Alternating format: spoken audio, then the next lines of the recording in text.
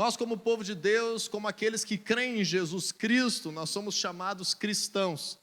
Existem algumas grandes formas de buscar a Deus no mundo, nem todas as formas são bíblicas, existem grandes religiões, existem pequenas novas formas de crença, mas aqueles que creem na palavra de Deus, aqueles que creem em Jesus Cristo, são chamados cristãos. E para nós, esse final de semana tem um sentido diferente. Para os cristãos, esse domingo, essa sexta-feira, esse feriado que a nossa nação celebra por ser uma nação cristã predominantemente, uma nação colonizada pelos cristãos, uma nação que foi estabelecida, constituída também de forma legal, debaixo das orientações da palavra de Deus. Nós temos até mesmo no nosso calendário estabelecido a Sexta-feira Santa, o Domingo de Páscoa, e por vezes a nossa cultura tem se distanciado de uma vida com Deus, tem se distanciado do entendimento de quem Deus é, de quem Ele revela na sua palavra, e acabamos, às vezes, trocando o sentido da Páscoa, colocando o sentido da Páscoa em presentes para as crianças, colocando o sentido da Páscoa em festividades em torno aí de chocolates, de canções tradicionais, populares, culturais, em torno do símbolo do coelhinho. Tudo isso, de fato, tem nos feito tirar do número 1 do nosso coração aquilo que deve ser o entendimento da Páscoa dos cristãos. Então, ao invés de nós nos contentarmos em celebrarmos a Páscoa apenas como um dia de descanso, apenas como um feriado, ou apenas como um dia em que se pode imaginar que vai se comer mais doce do que nos outros dias, existe algo muito maior, mais profundo, poderoso, significativo, que a palavra de Deus nos instrui. A Páscoa de verdade já era vislumbrada no Antigo Testamento. Então, quando nós vamos ver a palavra de Deus, nós percebemos que já fazem pelo menos 3.500 anos que Deus instituiu a Páscoa. 3.000 anos atrás, o Senhor já havia colocado a Páscoa como um motivo de celebração. E quando nós vemos isso, nós percebemos, se você já começou a ler a Bíblia, você percebe que no segundo livro da Bíblia, no livro de Êxodo, a palavra de Deus nos instrui a respeito da Páscoa. E quando nós lemos lá no livro de Êxodo, especialmente os primeiros 10, 11 capítulos, você deve lembrar, se você tem algum conhecimento bíblico, se não, entenda a história, que Deus tinha uma aliança com um povo, Deus tinha uma aliança para fazer de um povo nessa terra uma referência de como é viver como povo de Deus. E começou toda a história com um homem que se chama Abraão. Deus encontrou em Abraão uma fé pura, uma fé verdadeira. Diga assim comigo, Abraão é o pai da fé que nós temos.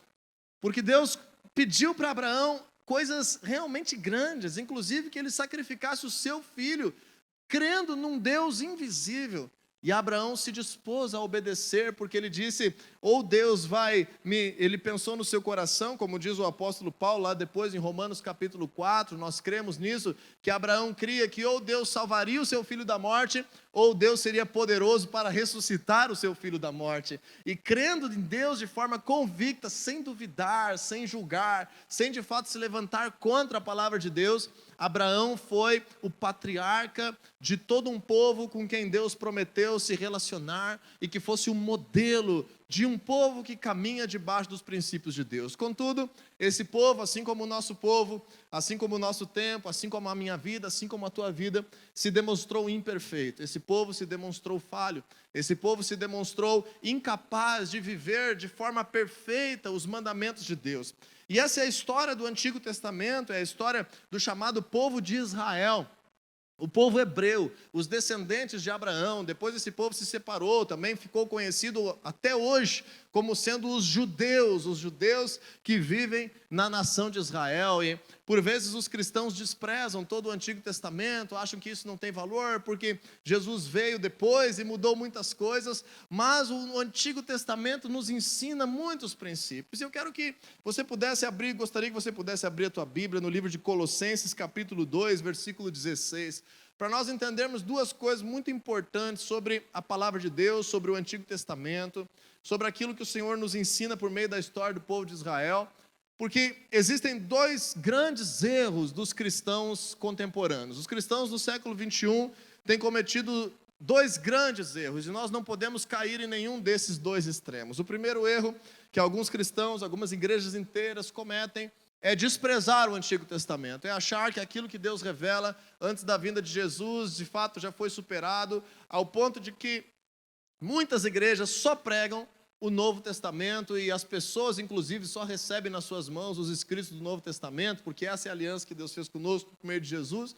Então esse é o primeiro grande extremo, pessoas cristãs que desprezam toda a história do povo de Deus. O segundo grande extremo que nós não devemos cair também, que infelizmente tem aparecido no século XX, no século XXI, como uma tendência extrema do cristianismo na concepção bíblica, é acharmos que temos que viver ao pé da letra tudo aquilo que está no Antigo Testamento. Acharmos que, por exemplo, cada festa bíblica que o Senhor estabeleceu deve ser celebrada tal qual, e que se não fizermos isso, Deus não está conosco. Então tem gente que lá na festa das cabanas arma uma cabana e entra para dentro 7 dias. Tem gente que na Páscoa todo mundo é obrigado, para se sentir puro, a matar um cordeiro, a colocar o sangue na porta da sua casa, hoje ainda, e fazer a ceia de fato, como no Antigo Testamento. Então existem esses dois grandes extremos e nós precisamos ter sabedoria de Deus para estarmos vivendo como cristãos, como a Bíblia ensina que nós devemos viver. Então eu quero te mostrar um texto que nos ensina isso, em Colossenses capítulo 2, versículo 16 e 17. Diz assim a palavra de Deus: portanto, não permitam que ninguém os julgue pelo que vocês comem ou bebem, ou com relação a alguma festividade religiosa, ou a celebração das luas novas, ou dos dias de sábado. Essas coisas são sombras do que haveria de vir. A realidade, porém, encontra-se em Cristo. Deixa o versículo 16 no telão, por favor. Perceba aqui comigo que o apóstolo Paulo está ensinando que os primeiros cristãos já enfrentavam esse dilema, já enfrentavam essa pressão social, porque Jesus veio desse povo judeu, e Jesus estabeleceu uma nova forma de nós buscarmos e encontrarmos de verdade a Deus. E agora existiam alguns judeus que queriam obrigar todos os cristãos a participar de todas as festividades, a ter aquelas restrições alimentares, e coisa que é proibida, e coisa que é permitida, e cada um dos mandamentos da lei, e guardar o sábado como algo que deveria ser uma condição para poder estar sendo aceito por Deus. E aí o apóstolo Paulo está nos explicando, vamos ver de novo o versículo 17, essas coisas são sombras do que haveria de vir. Diga assim comigo, são sombras. Então o Antigo Testamento ele não deve ser colocado no lixo, e nem deve ser praticado ao pé da letra pelos cristãos. Os judeus o praticam ao pé da letra, os cristãos não. Para os cristãos, aquilo que Deus revela no Antigo Testamento é uma sombra. É um princípio que não estava muito claro, mas que nos ensina algumas coisas muito importantes sobre quem Deus é. Então, quando nós olhamos o Antigo Testamento como um princípio, uma sombra, um vislumbre, uma analogia de coisas que o Senhor faria conosco, nós percebemos que a Páscoa é importante. Nós percebemos que a Páscoa é um dos maiores símbolos que nós carregamos até hoje. E tão importante é a Páscoa, eu não sei se você já entendeu isso na Bíblia, que Jesus não foi morto contra a sua vontade. Jesus não foi morto porque as pessoas o prenderam e o mataram e o chicotearam, e por ele viveria mais alguns dias, ou alguns meses, ou alguns anos. Na verdade, se você ler cuidadosamente os evangelhos, a história de quando Jesus viveu como homem nessa terra, você vai ver que antes de Jesus ser crucificado, várias vezes na história dos evangelhos aparece assim, e eles pretendiam uma forma de matar Jesus, e Jesus saiu daquela cidade e foi para outra. E eles queriam atirar Jesus de um precipício, lá em Nazaré, né? E Jesus saiu pelo meio deles e eles não conseguiram fazer nada contra ele. E aí, em dado momento, Jesus diz assim: a minha vida ninguém tira. Eu é que decido entregar a minha vida. Eu vou decidir entregar a minha vida. E Jesus, desde o início do seu ministério, ele disse: eu vou precisar morrer. Eu vou precisar me sacrificar. Eu vou ter que entregar a minha vida para resolver algo grande espiritual que Deus me deu como missão. Então Jesus teve como grande parte da sua missão entregar a sua vida para que isso de fato representasse a nossa salvação. Entendendo isso, você e eu entendemos algo ainda maior. Jesus não foi morto na sexta-feira de Páscoa por acaso. Então entenda que não foi Jesus que instituiu a Páscoa. Já fazia mais de 1000 anos que os judeus celebravam a Páscoa, sempre no final da segunda semana do primeiro mês do ano para eles.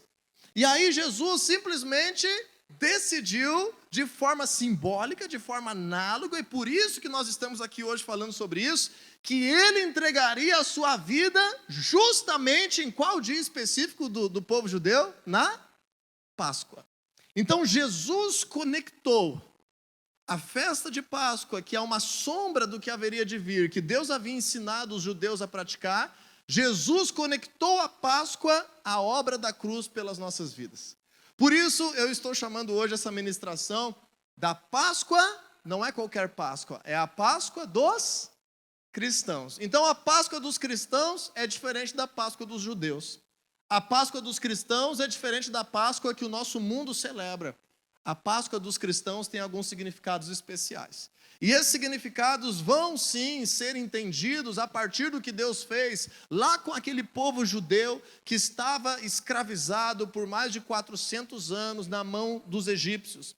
O povo de Deus, o povo que tinha uma aliança com Deus, estava vivendo como escravo.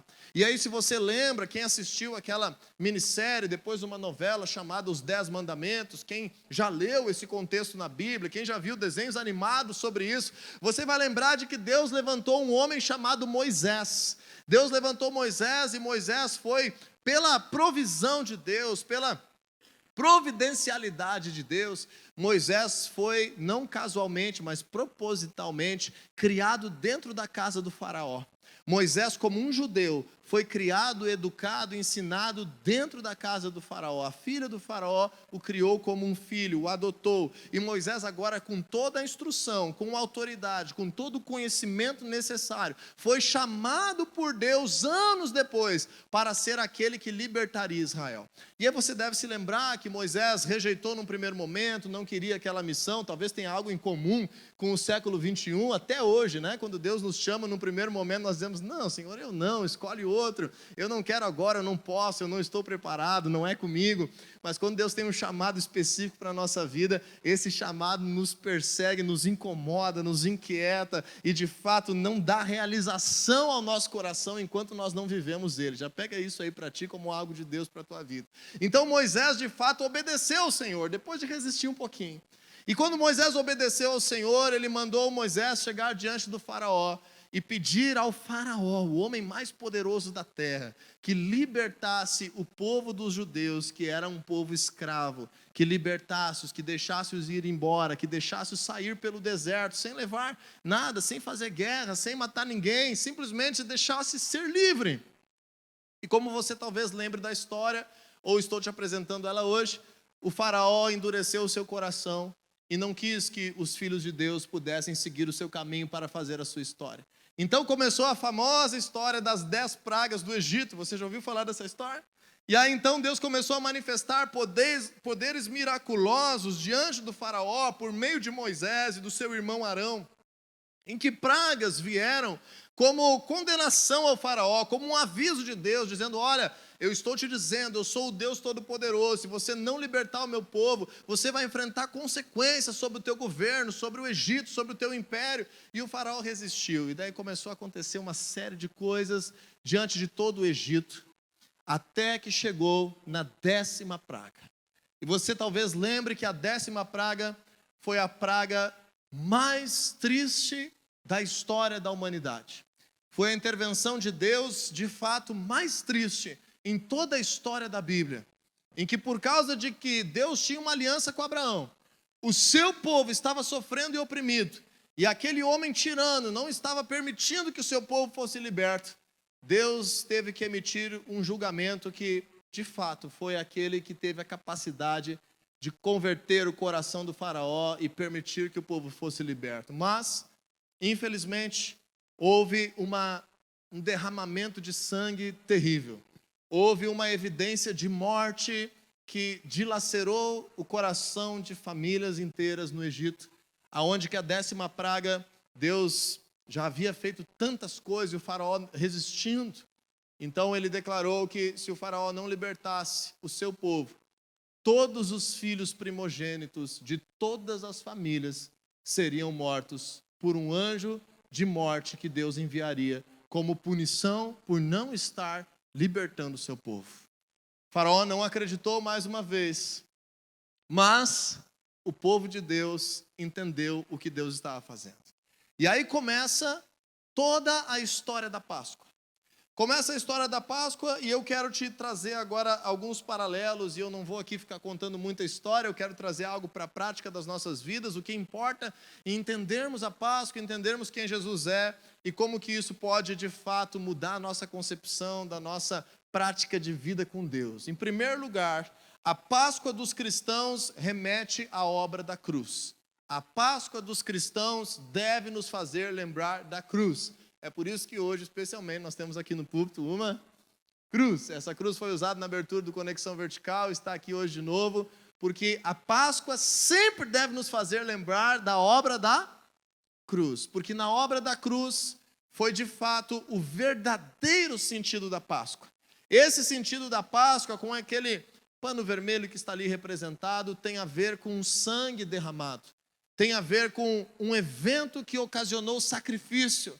Essa Páscoa foi, de fato, tipificada lá na libertação do povo de Deus, lá do Egito, quando a 10ª praga, se você lembrar, era que, em determinado momento, em uma noite específica, o Senhor prometeu que todos os primogênitos da terra do Egito seriam mortos. Mas antes disso acontecer, o Senhor trouxe algo que era a sombra do que haveria de vir, uma sombra da obra da cruz. E para isso eu vou trazer alguns textos bíblicos, se você for ágil na tua Bíblia, se não anote a referência, se não depois assista novamente essa ministração, mas nós vamos projetar no telão o livro de João, capítulo 1, versículo 29. João, capítulo 1, versículo 29. Projeta para nós, por gentileza. No Evangelho de João, quando João Batista avista Jesus a primeira vez, depois que eles já estavam maduros e depois que João havia iniciado o seu ministério, quando João avista Jesus, João atua como um profeta. João atua de uma forma simbólica e faz uma afirmação, a primeira afirmação pública que ele diz a respeito de Jesus. Ele diz assim: no dia seguinte, João viu Jesus aproximando-se e disse: vejam, este é o Cordeiro de Deus que tira o pecado do mundo. E quando nós entendemos o Cordeiro de Deus que faz algo transformador, quando nós entendemos o Cordeiro que derrama o seu sangue para resolver algo por todo um povo, nós lembramos da Páscoa. E o que tem a ver João dizer que Jesus é o Cordeiro de Deus que tira o pecado do mundo? João estava profetizando que Jesus estaria fazendo a obra da cruz. João estava profetizando que Jesus na cruz representaria o Cordeiro de Páscoa. E o que tem a ver essa história? Vamos entender um pouco melhor? Previamente a que houvesse a 10ª praga da morte dos primogênitos, Deus instruiu o seu povo por meio de Moisés, e era um povo numeroso. Imagine que quando foi contado os homens que saíram do Egito, depois da libertação do Egito, foram contados os homens de todas as famílias e tribos, a Bíblia conta mais de 600 mil homens maiores de idade, aptos para a guerra, que saíram do Egito. Então você imagina que eram provavelmente mais de 2 milhões de pessoas. Tem gente que fala que seriam mais de 3, 4 milhões de pessoas, porque imagine que na cultura judaica a maioria, para não dizer todos, mas a maioria dos homens aptos para a guerra já eram homens casados. Então 600 mil, 1 milhão e 200 mil pessoas. E a maioria dos homens casados não tinha só um filho, mas tinha muitos filhos na cultura judaica. Então vamos arredondar para 2 milhões de pessoas. Dentro de todo o povo do Egito, Deus advertiu apenas esse povo que era descendente de Abraão, como uma sombra do que haveria de vir, e o preparou para o que iria acontecer. E o que Deus disse preparando para o que haveria de acontecer? Se vocês querem que o filho primogênito de vocês não seja morto por essa praga, se vocês querem que esse sacrifício, que esse mal, que essa praga, que essa morte não esteja na casa de vocês, então 4 dias antes, separem um cordeiro puro. Todas as famílias, separem um cordeiro puro. E 4 dias depois, que seria no 14º dia daquele mês, todas as famílias sacrifiquem esse cordeiro derramem todo o seu sangue, peguem uma porção do seu sangue e marquem os umbrais, os marcos da porta da sua casa com o sangue desse cordeiro. Sentem-se, façam uma refeição, que esse cordeiro simbolicamente agora venha para o interior de vocês e simplesmente entrem na casa de vocês. E quando houver a praga, o filho mais velho de vocês não verá a morte, mas vocês serão libertos da morte e libertos da escravidão. Essa era a tipificação, essa é a sombra da Páscoa. Essa é toda a analogia que o Senhor fez com a Páscoa. Quando Deus fez isso, Ele estava falando de uma sombra do que haveria de vir. Quando Jesus escolheu se entregar à morte, justamente no dia em que todas as famílias estavam separando um cordeiro para sacrificá-lo, para celebrar a Páscoa. Por que eu estou dizendo isso? Porque depois que o povo de Israel foi liberto do Egito, quando Deus deu para Moisés a lei para como o povo deveria viver dali para frente como um povo liberto, a primeira coisa que Deus disse para Moisés dizer para o povo é o seguinte: todos os anos nessa mesma época vocês devem celebrar a Páscoa. A Páscoa será uma festa, uma celebração, um simbolismo perpétuo para vocês. Mas de novo, essa não é a Páscoa dos cristãos, essa é a Páscoa dos judeus. Então, quando Jesus, como um judeu, estava vivendo os seus últimos dias de vida, ele se entregou justamente na semana que o seu povo estava celebrando a Páscoa.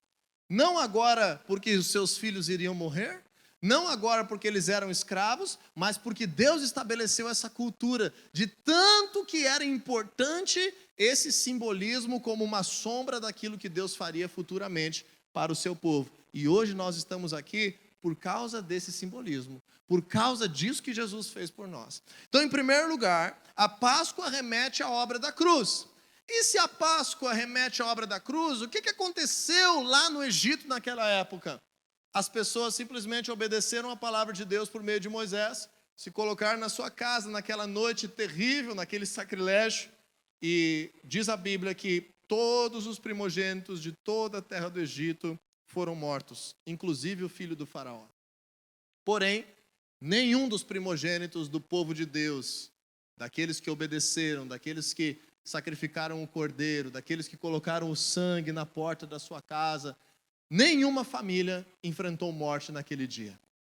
E pelo contrário, durante aquela mesma madrugada, ao ver a promessa de Deus se cumprir, e desesperado por não querer mais receber condenação sobre a sua vida, o faraó mandou chamar Moisés, e naquela mesma noite, o povo foi liberto da escravidão do Egito. Durante aquele ato simbólico, nesse mesmo contexto que Jesus morreu na cruz, é um contexto de ser salvo da morte, e é um contexto de ser liberto da escravidão. Então agora abra comigo um outro texto da Bíblia que diz em Colossenses capítulo 1, versículo 13... Hoje a palavra é um pouco mais teórica, um pouco mais teológica, mas nós precisamos entender o que nós estamos fazendo aqui. Nós precisamos entender as bases da nossa fé, as bases das nossas crenças. Diz assim, Colossenses 1, 13 e 14 depois. Pois Ele nos resgatou do domínio das trevas e nos transportou para o reino do seu Filho amado. Na obra da cruz, Deus, por meio de Jesus, nos libertou de uma vida de trevas. Diga assim comigo: Jesus Cristo, por sua obra na cruz, ativou a libertação de uma vida de trevas. Então nós não temos por que sermos cristãos hoje e vivermos debaixo de um jugo de morte, de uma vida de trevas, de uma vida de sofrimento, porque esse é um dos símbolos da Páscoa.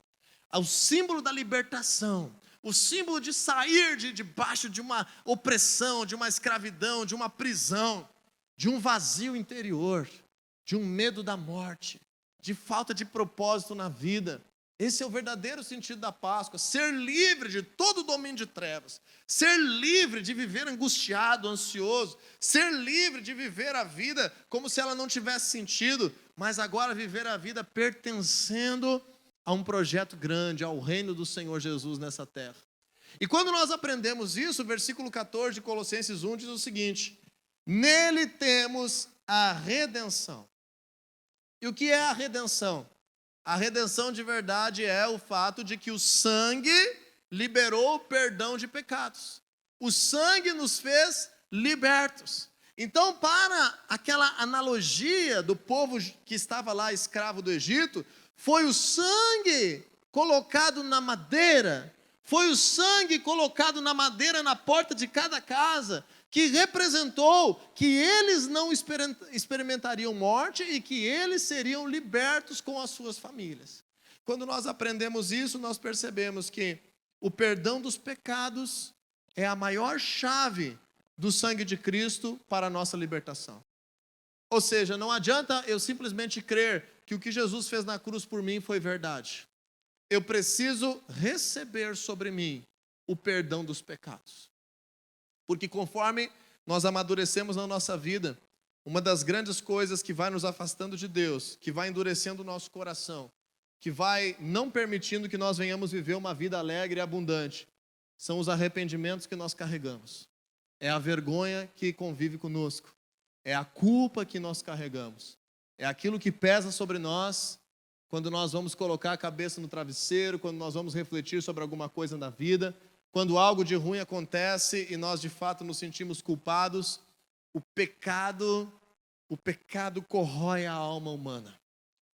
O rei Davi escreveu o Salmo 32 dizendo: enquanto eu não confessava o meu pecado, parece que os meus ossos eram corroídos. Quando nós aprendemos esse conceito da palavra de Deus, Deus sempre esteve de braços abertos. Deus sempre quis nos salvar.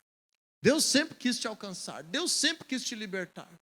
Mas a chave para que nós venhamos de fato ingressar em uma nova vida que o Senhor preparou para nós, é nós reconhecermos que somos pecadores e recebermos dele a remoção da culpa, a remoção do pecado.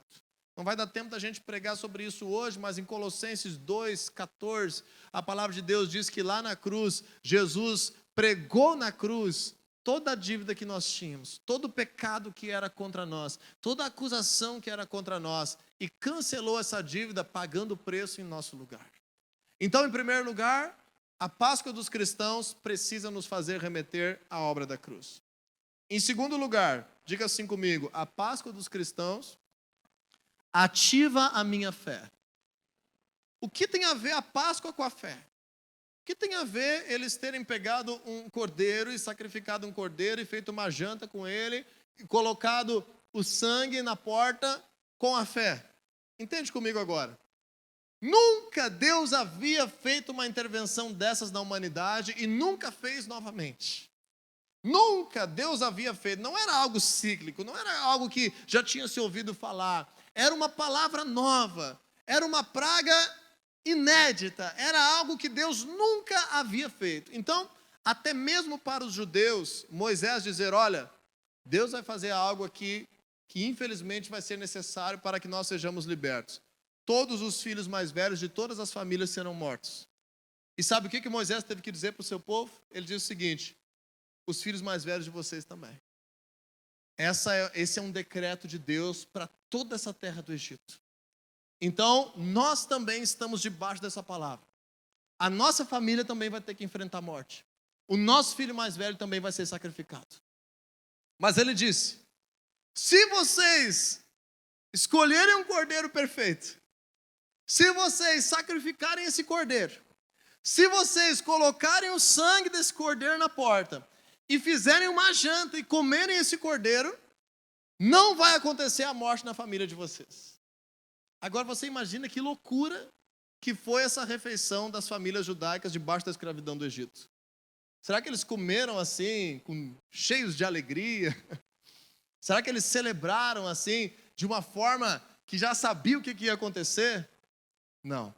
Em Hebreus capítulo 11, versículo 28, vamos projetar esse texto, se você quiser anotar. Hebreus 11, 28, lá na Nova Aliança, agora entendendo isso de uma forma cristã. Em Hebreus 11, 28 diz assim a Bíblia. Está falando sobre Moisés, tá, gente? Então eu vou botar Moisés aqui no meio para você entender, para nós não ler todo o contexto. Pela fé, Moisés celebrou a Páscoa e fez a aspersão do sangue, aspersão na porta, para que o destruidor não tocasse nos filhos mais velhos dos israelitas. O que motivou Moisés e o povo a fazer isso? Foi a sua fé. Então a Páscoa é uma ativação de fé. Eles fizeram tudo isso. Eles separaram um cordeiro, sacrificaram um cordeiro, fizeram a refeição, colocaram o sangue na porta, sem entender muita coisa, sem saber explicar muita coisa, simplesmente porque eles receberam uma palavra de Deus por meio de Moisés, e agora eles estavam obedecendo e crendo nessa palavra. Eles tinham alguma garantia científica e humana que aquele sangue de uma ovelha iria proteger a vida do seu filho mais velho? Nenhuma. Eles tinham alguma certeza de que se eles não fizessem isso, o filho deles mais velho iria morrer? Eles desconfiavam, porque das outras 9 pragas, assim como Deus disse, assim aconteceu, mas eles não tinham absoluta certeza. Então, na vida com Deus, a Páscoa nos ensina que a nossa vida com Deus não é uma vida racional. A nossa vida com Deus não é uma vida apenas emocional. A nossa vida com Deus é acima das emoções e da razão, é uma vida de fé. A Páscoa nos ensina uma vida de fé. O cristianismo é uma prática de vida de fé. Em primeiro lugar, você e eu hoje precisamos ter fé de que aquilo que a Bíblia narra que Jesus fez na cruz é verdade.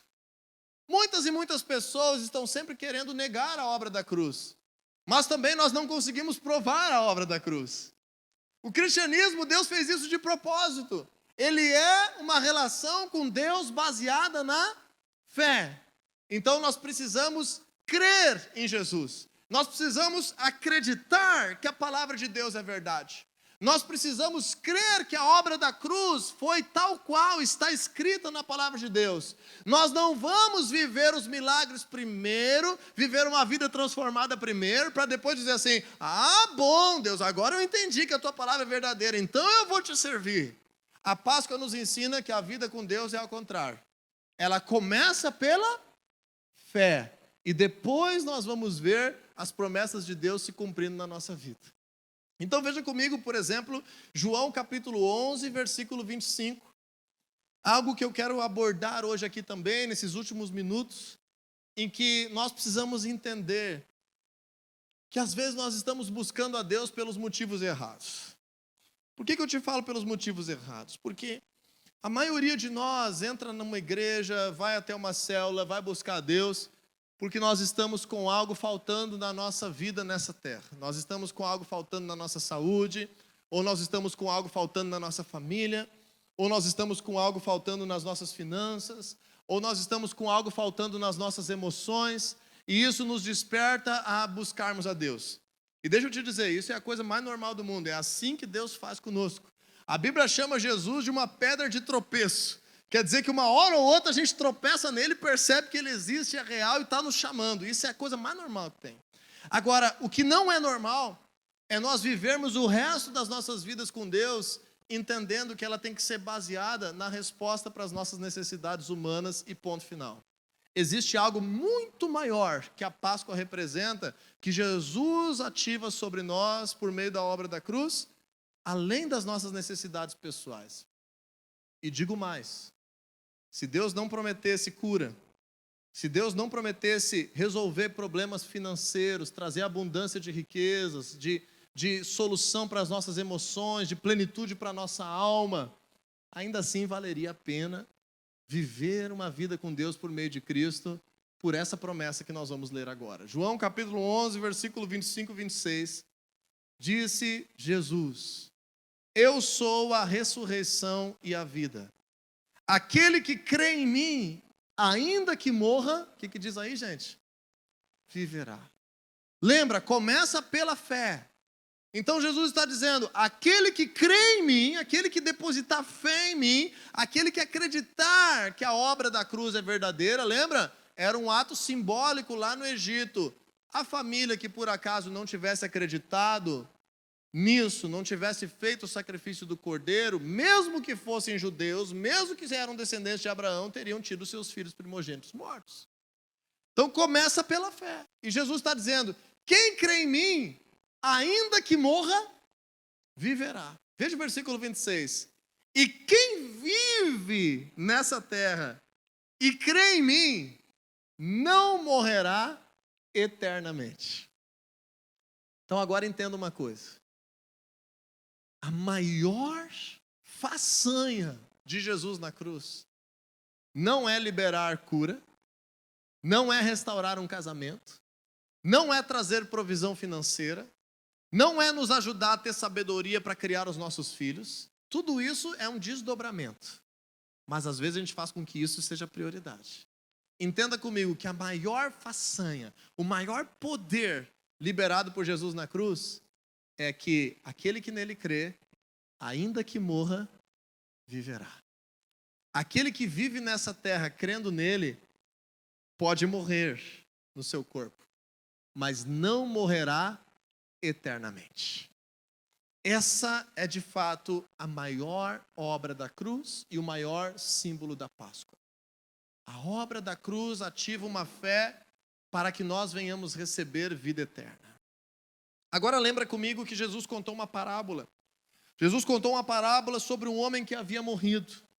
E esse homem era um homem muito rico nessa terra e havia morrido. Ele tinha muitas coisas dessas que às vezes as pessoas estão buscando na igreja e estão desprezando a vida eterna. E às vezes a pessoa está na igreja, está na célula e não vem na hora que ela quer, aquilo que ela está buscando para a sua vida. E ela às vezes vira as costas para Deus. E esse homem rico era um desses que viveu a sua vida, mas não viveu uma aliança com Deus. Mas era rico, mas tinha recebido tudo aquilo que ele queria para viver.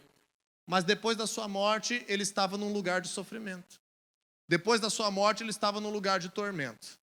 E aí diz a mesma ilustração, é só uma parábola, é só uma ilustração, que havia um homem que era um mendigo que ficava na porta desse homem rico.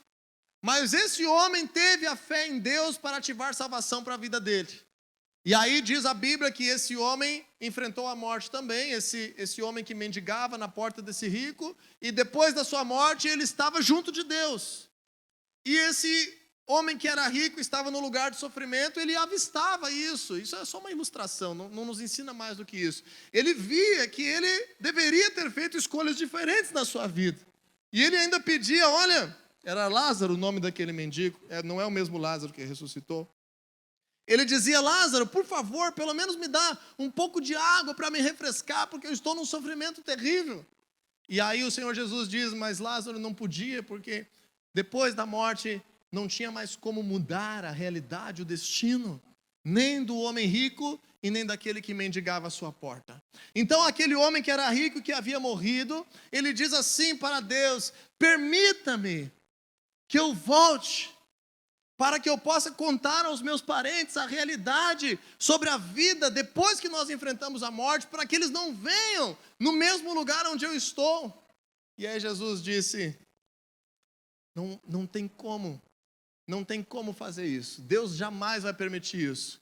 Porque se Ele deixou a sua palavra, se Ele deixou os profetas, se Ele deixou toda uma revelação, se Ele enviou o seu Filho para morrer na cruz e as pessoas não creram, Ele disse, também não vão crer, mesmo que alguém volte dos mortos para contar.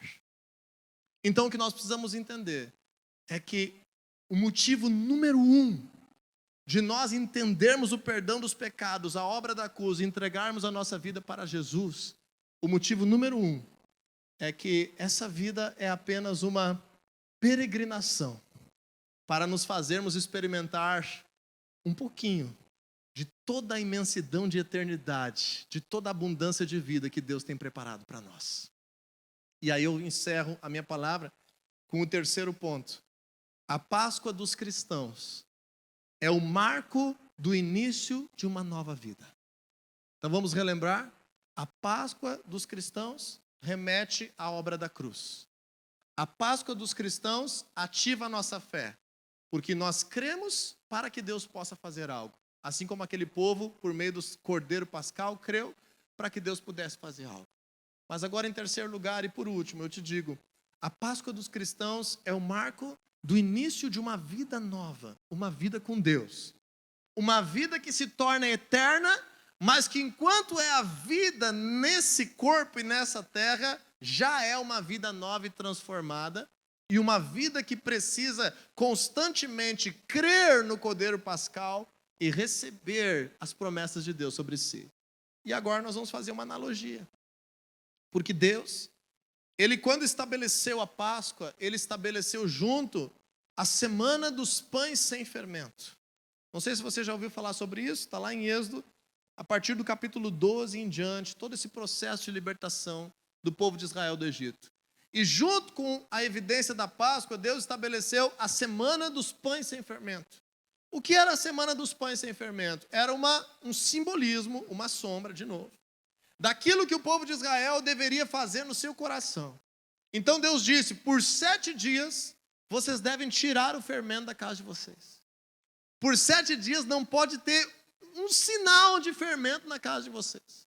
E vocês vão cozinhar pães puros, pães asmos, pães não fermentados. É por isso que no catolicismo a ceia é com uma hóstia que é um pão asmo, um pão sem fermento. Esse é o motivo, esse é o simbolismo. Então Deus estava dizendo para eles, junto à Páscoa vocês precisam entender, eliminem o fermento da casa de vocês e da vida de vocês. Para muitas pessoas isso é um simbolismo alimentar e existem muitos cristãos hoje que na semana da Páscoa não comem fermento. Mas nós precisamos entender que esta não era a Páscoa dos cristãos, esta era a Páscoa dos judeus. Então o que isso tem a ver com a nossa vida? Entende comigo. Quando aquele povo foi liberto, começou muito bem na caminhada. E aí Deus começou a fazer milagres. Deus fez cair pão do céu, alimento do céu, maná. Deus fez cair carne do céu, as cordonizes, quando eles pediram carne. Deus fez águas amargas se transformarem em águas potáveis. Deus fez jorrar água de uma pedra.